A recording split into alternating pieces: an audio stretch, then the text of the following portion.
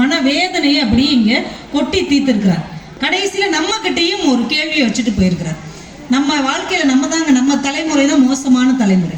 பெற்றோருக்கு பயந்த கடைசி தலைமுறையும் நம்ம தான். பிள்ளைகளுக்கு பயப்படுகிற முதல் தலைமுறையும் நம்ம தான். உண்மையா இல்லையா? இன்னைக்கு வரைக்கும் 80 வயசான நம்ம அம்மா அப்பாவை பார்த்தோம்னா நம்ம அப்படியே கையை கட்டி சரிப்பா சரிம்மாங்கிறோம். 4 வயசு பையன் நம்மளை மதிக்கானா? இல்லடா படிக்கிறது தானே எனக்கு தெரியும். உனக்கு கணக்கு தெரியுமா? இங்கிலீஷ் தெரியுமா? இன்னைக்குள்ள இங்கிலீஷ் தெரியுமா? உனக்கு ஹிந்தி வேற வரப்போகுது, உனக்கு தெரியுமா? போய் உன் வேலையை பாரு. 4 வயசு பையன் நம்மளை மிரட்டிட்டு இருக்கான். அன்னைக்கெல்லாம் பெற்றோர்களுடைய சொல் கேட்டு நடந்தார்கள். இன்னைக்கு பிள்ளைகள் பெற்றோருடைய செல் கேட்டு நடக்கிறார்கள். செல்லு கொடுத்தாதான் அவன் நம்ம பேச்சே கேட்க. 1 வயசு பையன் கூட கல்யாண வீட்டில் சாப்பிட போனா செல்போனை கொடுத்தாதான் இப்படியே சாப்பிட்றான், வாங்குறான். அப்படி அந்த அளவுக்கு இந்த குழந்தைகள் இயந்திர மையமாக மாறிவிட்ட பிறகு அன்புக்கும் சொந்த பந்தத்திற்கும் என்ன மரியாதை இருக்கிறது என்கின்ற ஒரு சரியான கேள்வியை இந்த சபையில் வைத்த அன்பு சகோதரர் துரைப்பாண்டி அவர்களுக்கு ஒரு பெரிய பாராட்டுகளையும் கைத்தட்டல்களையும் தெரிவித்து, இதற்கெல்லாம் பதில் சொல்ல வேண்டும் என்றால் பக்கத்து ஊர்ல இருந்து ஆளை கூப்பிட முடியாது. கடையத்துல இருந்து கூப்பிட்டுருக்கிறோம் அன்பு சகோதரி திருமதி ராஜேஸ்வரி அவர்கள். ரொம்ப பாசக்காரங்க, எல்லாருமே அவ்வளோ உயிரா இருப்பாங்க. ஹலோ, நல்ல என்ன பேச்சு நல்லா வச்சுட்டீங்களான்னு கேட்குதாக்கா? நல்லா கேட்குதா? கேட்கலத்தா? கேட்கலையா? ரொம்ப சந்தோஷம். எல்லாம் வல்ல இறையருள் சிறப்பினை வேண்டி நல்ல சவுண்டை ஏற்றுங்கண்ணே. அண்ணன் அளவுக்கு நம்மளுக்கு கத்த வராது. எல்லாம் வல்ல இறையருள் சிறப்பினை வேண்டி நடுவர் அவர்களே நல்ல தலைப்பு கொடுத்துருக்கீங்க. முதல்ல நல்ல ஊருக்கு பேச கூப்பிட்டு வந்திருக்கீங்க. நம்முடைய ஆதி புத்திர கொண்ட ஐயனார் முன்னாடி பேசுறதுக்கே ஒரு பெரும் பாக்கியம் வேணும். அதுலேயும் நாளைக்கு கும்பாபிஷேகம் நடக்க போது அதை பார்த்தாலே கோடி புண்ணியம். இன்னைக்கே நமக்கு கோபுர தரிசனம் கிடைச்சிருக்கு. இதுக்கெல்லாம் நாங்கள் எல்லாரும் உங்களுக்கு தான் மிகப்பெரிய நன்றி சொல்லணும். உண்மையிலே நடுவருக்காக எல்லாரும் ஜோரா ஒரு கை தட்டு தட்டுங்க. நீங்க என்ன சாதாரண நடுவரா நடுவர் அவர்களே? நான் ரொம்ப ஸ்பெஷல் நடுவரா? ஸ்பெஷல் நடுவர் தானே. எங்க தமிழ்நாட்டுல தமிழோட பெருமையை பேசினா பரவாயில்லைங்க. தமிழோட பெருமையை உலக நாடுகளுக்கெல்லாம் பறைசாற்றி கொண்டிருக்கிற ஒரே நடுவர் நம்முடைய பேசும் பூங்காற்று கவிதா ஜவஹர் அவர்கள். நீங்க மட்டும்தானே? இல்ல, நீங்க பட்டிமன்றம் பேசுங்க. உங்க அணியில பேசுறதுக்கு எங்களுக்கு பெரிய வாய்ப்பு, பெரிய பாக்கியம். எங்க அண்ணன் வந்தாரு. என்ன தலைப்பு? துரைப்பாண்டி. என்ன தலைப்பு? அண்ணன் தலைப்பாச்சு. மன நிறைவும் தருவது சொத்து சுகமா சொந்த பந்தமா? அவ்வளவுதானே. அதுக்கு எதுக்கு இவ்வளவு பேச்சு? அவ்வளவு நொந்திருக்காரு. வீட்டுல பட்ட அடியெல்லாம் வந்து கதறி இருக்காரு. ஆனா கொஞ்சம் உண்மையா பேசணும். அப்படிதானக்கா நம்ம ஐயனார் முன்னாடி பேசுறோமே, உண்மையை பேசணுமா அப்படிங்கிற கொஞ்சம் கூட ஒரு பயபக்தியே இல்லாம கற்பனை கதையெல்லாம் கட்டி விட்டுட்டு போயிருக்காங்க. ஏங்க நீங்க கொஞ்சம் அந்த கூட்டத்தை கொஞ்சம் ஜூம் பண்ணி பாருங்க நடுவர்களே. நீங்க சொன்னீங்கல்ல ஆரம்பத்துல இங்க வந்து வரி வந்து குறைவுதான், ஆனா நன்கொடை தான் அதிகம்னு சொன்னீங்கல்ல. எங்க எல்லாரும் சொத்து தான் முக்கியம்னு சொன்னா இந்த 3 நாள் சம்பளத்தை விட்டுட்டு 3 நாள் வேலையை விட்டுட்டு எதுக்குங்க குடும்பமா இந்த கோயிலுக்கு வரணும்? எதுக்காக வந்திருக்காங்க? சொந்த பந்தங்களோட கொஞ்சம் நேரம் செலவிடணும் தானே வந்திருக்காங்க. எங்க சொந்த பந்தத்தோட இருக்கிறதுலாம் ஒரு ஆசீர்வாதம் நடுவர் அவர்களே. இப்ப நாங்க அவங்க 3 பேரும் காசுக்காக பேச வந்திருக்காங்க. அப்ப நீங்க சொந்த பந்த முன்னாடி பேசுறதுக்கு எதுக்காக வந்திருக்கீங்க நீங்க எங்களை பார்த்து கேட்கலாம். எங்களுக்கு காசு முக்கியம் கிடையாது நடுவர். தெரியும், உங்க 3 பேருக்குமே காசு முக்கியம். காசே முக்கியம் கிடையாது. இன்னைக்கு எங்க அக்கா தங்கச்சி எங்க அண்ணன் தம்பி முன்னாடி எல்லாம் பேசுறதுக்கு எங்க 3 பேருக்குமே காசு வேண்டாம். கை தட்டுங்கம்மா. எவ்வளவு ஒரு பணம் வேண்டாம்னு யாராவது சொல்லுவாங்களாங்க? நாங்க கை நீட்டி காசு வாங்குவோம்னு நினைக்கிறீங்களா? நீங்க வாங்கவே வேண்டாம் நடுவர்களே. நாங்க 3 பேரும் ஊருக்கு போனதுக்கு அப்புறம் நீங்க ஜிபே பண்ணி விடுங்க. இதுக்கு இவங்க எவ்வளவு பரவாயில்ல போடுங்க, ஜிபே போடுங்க, பேபே போடுங்க. நீங்க எந்த இடத்துல வந்து நின்னுகிட்டு உறவுகள் முக்கியம் இல்ல பணம் தான் முக்கியம்னு இவங்க எப்படி பேசுறாங்க? இங்க நம்ம உறவின் முறைக்கு பேரு நாடார் உறவின் முறை தானே. எங்கேயாவது பணத்தை முன்னிட்டு வந்திருக்கா? அதை விடுங்க நடுவர்களே. நமக்கெல்லாம் தலைவர் பெருந்தலைவர் காமராஜர் அவர்கள். பணத்தின் மீது பற்றில்லாத ஒரே தலைவர் பெருந்தலைவர் காமராஜர். வழிவந்த மக்கள் முன்னாடி பணம் தான் முக்கியம்னு பேச வந்திருக்கீங்களா? உங்களுக்கு சாப்பாடு கிடைக்கும், பால் சாதம் தான் கிடைக்கும். அதுல வேற காமராஜர் பாட்டை பாடிட்டு தான் சொத்து பத்துன்னு பேசுறாங்களே. எங்க பணம் இன்னைக்கு இருக்கும், நாளைக்கு இன்னொருத்தங்க கையில இருக்கும் நடுவர்களே. இன்னைக்கு நீங்க இந்த பட்டிமன்றத்துக்கு ஒரு பெருந்தொகை வாங்குவீங்க. அதை நீங்க என்ன அப்படியே வீட்டுக்கு கொண்டு போறீங்க? முறைதான். அப்படியா? சரி, ஒரு குறுந்தொகையை வாங்கினாலும் கூட ஒரு புன்னகையோட எங்க எல்லாருக்கும் பிரிச்சு கொடுத்துட்டு நீங்க வீட்டுக்கு போயிருவீங்க, அப்படிதானே? போவேன், நீங்க சந்தோஷமா போங்க. அத போய் நாளைக்கு நாங்க என்ன செய்வோம்? ஆளுக்கு ஒரு புடவை எடுத்தோன்னா வேலை முடிஞ்சது. ஆனா என்னைக்குமே நிலைத்து நிற்கக்கூடிய ஒண்ணு என்ன தெரியுமா? நாங்க சேத்தூர்ல ஐயனார் முன்னாடி, ஆதிபுத்திர கொண்ட ஐயனார் முன்னாடி நாங்க பேசணும். எங்க சொந்த பந்தங்கள்லாம் முன்னாடி நின்று நல்லா ரசிச்சு கை தட்டினாங்க அப்படிங்கறதானங்க எங்களுக்கு பெருமை. இந்த சந்தோஷம் வேற எங்கேயாவது கிடைக்குமா? எங்க அண்ணன் இவ்வளவு நேரம் சொந்தமே வேண்டாம், மனைவி அண்ணா பாடுபடுத்துறா, மாமியார கொடுமைப்படுத்துறா, நாத்தனாருக்கு மரியாதை கிடையாது, பேசி முடிச்சிட்டு சேத்தூர் பஸ் ஸ்டாண்ட்லயா படுக்க போறாரு? இல்ல, இங்கேயே படுத்து தூங்கிடுவாரு. இல்லன்னா எங்க அவ்வளவு கோயில்ல சாப்பிட்டுட்டு கிடக்க போறாரா? கிடக்க மாட்டார். எல்லாம் வீட்டுக்கு போன நடுவில் எங்க மனைவி கூட பிள்ளைங்களோட குடும்பமா இருந்தாதாங்க சந்தோஷம்.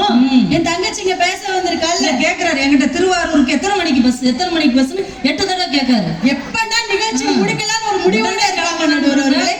சரி, வந்திருக்கோமே அவ்வளவு தூரத்துல இருந்து நல்லபடியா பேசி முடிச்சுட்டு போகணுங்கிற அக்கறை இருக்கான்னு பாருங்க. அந்த அளவு குடும்பத்து மேல பாசம் இருக்குல்ல. வந்ததுக்குள்ளே மெசேஜ், எத்தனை மெசேஜ் செல்லும் சாட்டியமா. அன்னைக்கு நம்ம அவங்க வீட்டுக்கு டவரே இல்ல, அப்படி பேசிக்கிட்டே இருக்காரு. நீ பேசி பழகிருச்சு அப்படிங்கிறது. பழக்க தோஷத்துல நிகழ்ச்சி தொடங்க போது நான் வச்சுக்கிறேன்னு வைக்கிறாரு. இல்ல, ஒரு சிம் தான் யூஸ் பண்ணுவாங்க எல்லாரும். அண்ணன் பல சிம் வச்சு மெயின்டைன் பண்ணிட்டு இருக்காங்க நடுவர்களே. கொஞ்சம் யோசிச்சு பாருங்க. எங்க அண்ணன் வந்து பேசினாங்கல்ல, மாமியார் பிரச்சனையை பத்தி சொன்னாங்க. எங்க எல்லாம் மேடையில வச்சுட்டு அதை பேசலாமா? நீங்க அவங்கள மாமியார் எப்படி வச்சிருக்காங்க தெரியுமா? சொல்லுங்க. இன்னைக்கு நம்மளுக்கு சேத்தூர்ல நிகழ்ச்சி. நீங்க எங்களை சாயங்காலம் 5:30க்கு நிக்க சொன்னீங்க. இல்ல, பஸ் ஸ்டாண்ட்ல வர சொன்னீங்கல்ல. இன்னைக்கு மதியானம் கிளம்பி வந்ததால ஈஸியா போயிருச்சு. ஆனா நேத்து புதுக்கோட்டை பக்கம் நிகழ்ச்சி. டெய்லி நிகழ்ச்சி போய்கிட்டு இருக்கீங்க. இல்ல, நேத்து இன்னைக்கு மட்டும்தான் வந்தோம். ஆமா, மத்த நாள்லாம் ஃப்ரீயா தான் இருக்கும் நடுவர்களே. நேத்து புதுக்கோட்டை பக்கம் நிகழ்ச்சி. காலையில 3 மணிக்கே கிளம்ப வேண்டியதா போச்சு. எங்க மாமியார் சொன்னாங்க, நீ 3 மணிக்கே கிளம்பணும்லாமா, கஷ்டப்பட்டு சமைச்சு கஷ்டப்படாத, ஒரு ஊறுகாய் மட்டும் செஞ்சு வச்சுட்டு போயிரு, அத்தை சாதம் வடிச்சு தயிர் ஊத்தி சாப்பிட்டுக்கிறேன்னாங்க. செய்ய சொன்னவங்க பாகற்காய் ஊறுகாய் செய்ய சொன்னாங்க நடுவர்களே. பாகற்காய் ஊறுகாவா? ஆமா. நீங்க சாப்பிட்டதே இல்லையா? சாப்பிட்டது. இன்னைக்கு நம்மளுக்கு எலுமிச்சங்காய் ஊறுகாய் வச்சாங்கல்ல, எவ்வளவு நல்லா இருந்துச்சுல. பாகற்காய் ஊறுகாய் ரொம்ப டேஸ்டா இருக்கும். அவங்க எல்லாம் சாப்பிட்டுருப்பாங்கன்னு நினைக்கிறேன். நான் வந்து காலையில 2 மணிக்கே எந்திரிச்சு செய்ய ஆரம்பிச்சேன்க்கா. கொஞ்சம் தூக்க கலக்கத்துல பாகற்காய்க்கு பதிலா கோவக்கால ஊறுகாய் செஞ்சு வச்சுட்டு போயிட்டேன் பட்டிமன்றத்துக்கு. அதே உங்களுக்கு அவ்வளவு கோவம் இல்ல, கொஞ்சம் தூக்க கலக்கத்துல செஞ்சுட்டேன். இருந்தாலும் எங்க அத்தை ரொம்ப நல்லவங்க. நான் பட்டிமன்ற ஸ்டேஜ்ல ஏறி உட்கார்ந்த உடனே மூக்கு வேத்து போன் பண்ணாங்க, பாத்தீங்களா? எம்மா, என்ன ஊறுகாய் செஞ்சு வச்சுட்டு போனேன் அப்படின்னாங்க. அத்தை, பாகற்காய் ஊறுகாய் செய்யலாமா, நீ கோவக்காவை எடுத்து ஊறுகாய் செஞ்சு வச்சுட்டு போயிருக்க அப்படின்னு. நான் நல்ல அமைதியான பிள்ளை பாத்தீங்களா நடுவர்களே? எவ்வளவு அமைதி. நான் கேட்டேன், எத்த பாவக்காக்கும் கோவக்காக்கும் ஒரு எழுத்து தானே வித்தியாசம், சும்மா சாப்பிட்டா என்ன அப்படின்னு. ஆனா அந்த தெய்வம் என்னை விட பொறுமைசாலி. பருப்பு செருப்புக்கும் ஒரு எழுத்து தானே வித்தியாசம். செருப்பு வச்சு சாப்பிட முடியாது நடுவர்களே. பாத்தீங்களா, நீங்க ஒரு கண்டினியூட்டியை மிஸ் பண்ண வைக்கிறீங்க. நான் எவ்வளவு ஒரு ஃபீலிங்கோட எங்க அத்தை கதையை சொல்லிட்டு இருக்கேன். நம்ம கூட பேசுறேன். பாவக்கா பேசுங்க, ஒன்னும் பிரச்சனை இல்லை. பேசாட்டாதான் பிரச்சனை, பேசுங்க. தண்ணியை குடிச்சுக்கிறீங்களா? நீ பேசுங்க. அப்படியா? சரி, நான் அப்ப அவங்க கூட பேசிட்டு இருக்கேன், நீங்க தண்ணி குடிச்சிட்டு வந்து ஜாயின் பண்ணிக்கோங்க. நான் சொன்னேன், பாவக்காக்கும் கோவக்காக்கும் ஒரு எழுத்து தானே வித்தியாசம், சாப்பிட்டா என்னன்னு கேட்டேன். அதுக்கு அந்த ஜீவன் நல்ல பொறுமையா பதில் சொன்னாங்க. நீ கோவக்காய் ஊறுகாய் செஞ்சு வச்சது தப்பு இல்லம்மா, வத்த பொடிக்கு பதிலா கேசரி பொடியை போட்டு செஞ்சு வச்சுட்டு போயிட்டேன் அப்படின்னாங்க. நல்ல அன்பான நடுவர். வேற ஒரு மாமியார் செருப்பை கொண்டு அடிச்சிருக்கோம். அடிக்க மாட்டாங்க அவங்க, அதுக்கான வாய்ப்பே இல்லை. இப்ப பரவாயில்ல, கேசரி பவுடர்ல ஊறுகாய் செஞ்சு வச்சேன். கல்யாணத்துக்கு முன்னாடி, கல்யாணம் முடிஞ்சு வந்த புதுசுல எங்க அத்தை என் கையில கரண்டியை கொடுத்து சோறு பொங்கு தாயி அப்படின்னாங்க. பட்டிமன்றத்துல மைக்க பிடிச்சு கரண்டி பிடிச்ச அனுபவம் இல்ல பாத்தீங்களா? இருந்தாலும் அவ்வளவு 13 வருஷத்துக்கு முன்னாடியே எங்க வீட்டு சமையல் கட்டுக்குள்ள போய் நான் சோறு பொங்க போனேன். சோறு கொஞ்சம் குலைவா வந்துருச்சு. அப்ப அந்த தெய்வம் அங்க இருந்து நடந்து வந்து என்ன தெரியுமா சொன்னாங்க? அந்த பால் போன்ற சாதத்தையும் பார்த்தாங்க, இந்த பால் வடிகிற முகத்தையும் பார்த்தாங்க. 13 வருஷத்துக்கு முன்னாடி பால் வடிஞ்சது, இப்ப வெக்க அதிகம்ல, அதான் வேர்வை வடியுது நடுவர்களே. அப்ப அந்த பால் போன்ற சாதத்தையும் பார்த்துட்டு இந்த பால் வடிகிற முகத்தையும் பார்த்து என்ன தெரியுமா சொன்னாங்க? இந்த அண்ணன் மாமியார்லாம் கொடுமைக்காரின்னு சொல்லுதாங்களே, ஆனா அப்படி ஒரு ஜீவன் நம்மளுக்கு அன்பா வச்சுட்டுனா அதை விட அந்த வீட்டுல சொர்க்கம்ங்கிறது எதுவுமே கிடையாது. அப்படி ஒரு அன்பானவங்க மாமியாருங்கிறவங்க. என்ன சொன்னாங்க அதை சொல்லுங்க. என்ன தெரியுமா சொன்னாங்க? தொரப்பாண்டியன் என்ன தெரியுமா சொன்னாங்க? இதுல தாய்க்கு ஒரு மகன் இல்லையா, தம்பிக்கு அண்ணன் இல்லையா, பார்த்து என்ன தெரியுமா நடுவர்களே சொன்னாங்க? என்னம்மா சொன்னாங்க? மைக் செட்டுக்காரனே என்ன தெரியுமா சொன்னாங்க எங்க அத்தை என்ன பார்த்து? எங்க இந்த உலகத்துல மாமியார்லாம் கொடுமைக்காரின்னு ஒரு குற்றச்சாட்டை வச்சுட்டு இருக்காங்க. அவங்களுக்கெல்லாம் உரைக்க சொல்றேன் நடுவர் அவர்களே. உரைக்க சொல்றேன் நடுவர் அவர்களே. அந்த தெய்வம் என்ன பார்த்து என்ன தெரியுமா சொன்னாங்க? என்ன தெரியுமாக்கா சொன்னாங்க? என்னம்மா சொன்னாங்க? என்ன தெரியுமா நடுவர்களே சொன்னாங்க? அங்க காவல்துறை இருக்கு, அவங்ககிட்ட ஒருக்கா சொல்லிக்கோங்க. என்ன சொன்னாங்க தெரியுமா சார்? நடுவர்களே, இவங்க பணம்னு பேச வந்திருக்காங்களா? நீங்க இந்த இடத்துல எனக்கு ஒரு பாயிண்ட் எடுத்து கொடுத்துருக்கீங்க. கடவுளுக்கு கூட பள்ளியறை அப்படிங்கிற இடத்துல மட்டும்தான் ஓய்வு உண்டு. ஆனா ஓய்வே இல்லாம முழு நேரமும் மக்களை தன் சொந்தமாக நினைத்து பாதுகாப்பு தரக்கூடிய ஒரே துறை நம்மளுடைய காவல்துறை. அவர்களுக்கு உங்க சார்பா ஒரு கைத்தட்டு கொடுங்க ஐயா. எங்க அத்தை என்ன பார்த்து என்ன தெரியுமா ஐயா சொன்னாங்க? என்னம்மா சொன்னாங்க? சொல்லுமா, பட்டிமன்றமே முடிஞ்சிரும். அப்படியா? சொல்லிடுவாங்க நடுவர்களே, ப்ளீஸ் சொல்லுங்க. என் தங்கம் அத்தைக்கு பல்லு இல்லைன்னு உனக்கு தெரியுமாடி ராஜாத்தி? அதுக்குதான் சாதத்தை இப்படி கொலைவா வடிச்சிட்டியாடி தங்கம் அப்படின்னாங்க நடுவர் அவர்களே. நீங்க வேணா கொஞ்ச நேரம் நடுவர் இருக்கீங்களா? பேச எனக்கு 5 வயசுல பாப்பா இருக்கா. நான் என் பிள்ளைய பத்திரமா விட்டுட்டு இன்னைக்கு மேடையா பாப்பா மாதிரி இருக்கிறீங்க. உங்க பாப்பாவா?